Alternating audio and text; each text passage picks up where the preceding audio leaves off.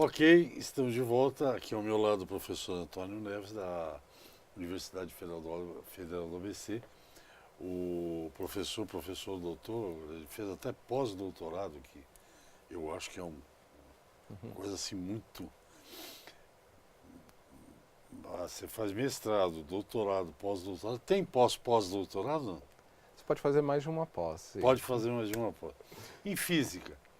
E o motivo principal de estar aqui é esse torneio internacional de física, que acontecerá ainda este mês, né? Vai ser em abril. Ah, em abril. Abril, Abril, então em fevereiro. Em Gotemburgo, isso, isso. na Suécia. O que é o torneio? É resolver problema. Que, segundo o professor aqui, a física existe para resolver problemas, é isso? A física também não existe para dar outras coisas, prazer, alegria, dá quando resolve o problema, né? Alegria e emoção tá lá quando o físico consegue achar a Resolver. solução, resolver mesmo. Ver a previsão que o seu modelo que ele criou para explicar aquele fenômeno consegue atingir até onde. Você falou várias vezes em explicar o problema. A física explica o que acontece no mundo, de uma maneira geral. Essa é a principal. É como se fosse um jogo, um jogo, pode imaginar um jogo de tabuleiro, só que você não conhece a regra. Então você vê os jogadores mexendo as peças e você aprende pela observação. Aí na sua mente, na sua cabeça, você acaba formulando qual que seria a regra desse jogo. Né? É esse o físico. O físico é um observador da natureza e ele tenta entender como é que ela funciona para depois ele mesmo poder jogar e prever quais são os movimentos possíveis que ele poderia fazer com as peças. Aquela história, professor, o senhor está me trazendo à memória algumas coisas. Quem que inventou aquela história que se a borboleta bate a asa na Ásia vai causar um terremoto aqui? Isso é física pura, né?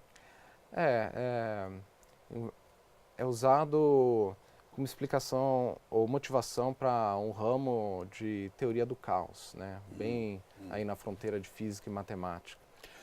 Essa era a minha outra questão. O físico, já entendi exatamente mais ou menos o que vocês fazem, que Uhum. tem que ser criativo, que são problemas complexos, tem que inventar uma saída e tal.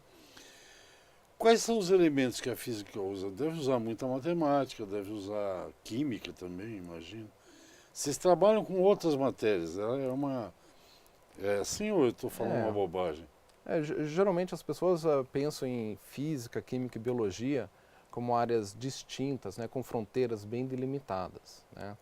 Não é, não. Mas não é, como se você pensasse em ciência como uma grande área, né, como se fosse artes, artistas.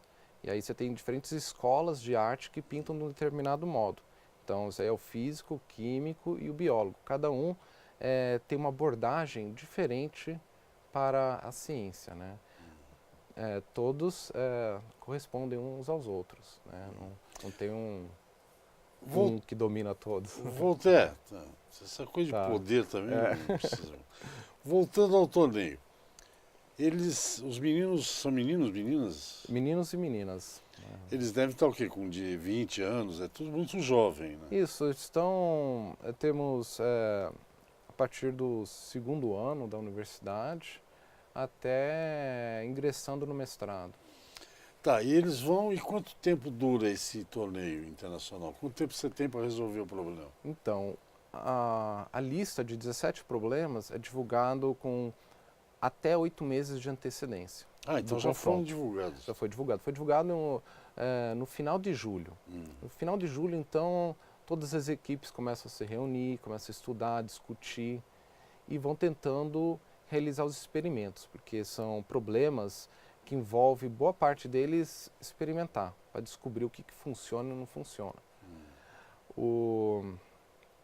Então, nesse confronto, quando eles chegarem lá em abril, em Gotemburgo, são confrontos entre equipes.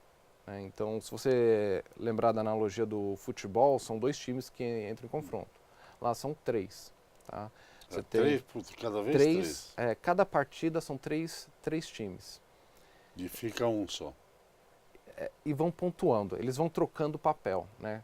Então, qual é o papel desses 3 times? Um vai relatar o problema, né, o que ele conseguiu de solução.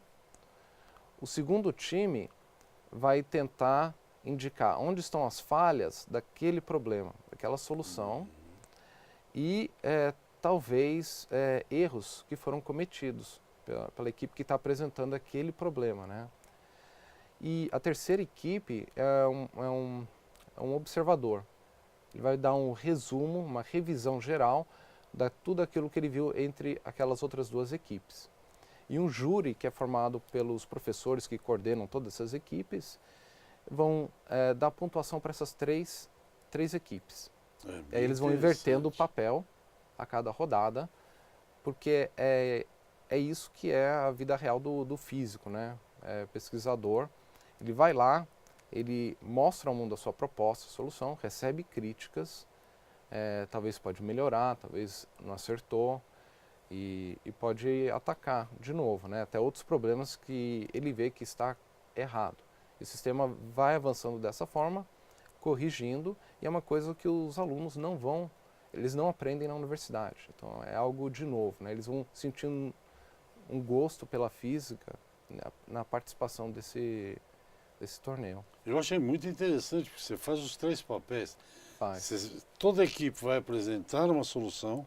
Para um dos problemas que é escolhido. Toda a equipe vai analisar isso e falar, olha, se fizesse assim aqui, talvez o resultado fosse melhor.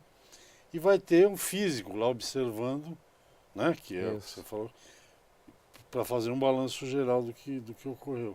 E vão tendo pontuações e no final aquele tipo de pontuação vai avançando na chave até ter a final. Professor, e se essa equipe ganhar, o que ela ganha? Prestígio? Com certeza. Não, pode ser que tenha gente que não sabe. A equipe ganha, até, por exemplo, o Brasil ganha com visibilidade. Sim. Né, porque é a primeira vez que ele está participando. Demonstra que temos alunos em nível universitário competindo. Então, o que faz o time é a universidade, né, não são os integrantes. Por exemplo, temos muitos alunos bons de ensino médio que depois vão fazer universidade boas, né, de prestígio lá fora. Então, se eles quiserem competir, eles vão competir pelaquela universidade lá fora. Né? Então, isso demonstra uma certa maturidade aqui no nosso ensino no país, né, para esse ensino, para formar essas equipes boas aqui competindo com outras equipes também que tiveram sua seleção nacional e vão participar com todos os outros. É bom para os alunos porque eles vão ter uma troca cultural com outras equipes, conhecer. É bom para eles também para poder estabelecer contatos com novas universidades, especialmente a Suécia, onde tem a Academia Real de Ciências, que é quem escolhe o Prêmio Nobel da Física, né? Então, é aquela Academia Real de Ciências que escolhe.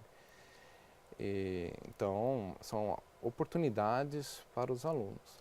Nós vamos ao intervalo outra vez, professor. Eu converso com o professor Antônio Neves, estou adorando o programa, falando do Torneio Internacional de Física. Eu vou só antes do intervalo lembrar, no intervalo não é na 2 aqui, lembrar o seguinte, eu falei o negócio do prestígio, ganhar um torneio desse, mas não falei em tom irônico, não.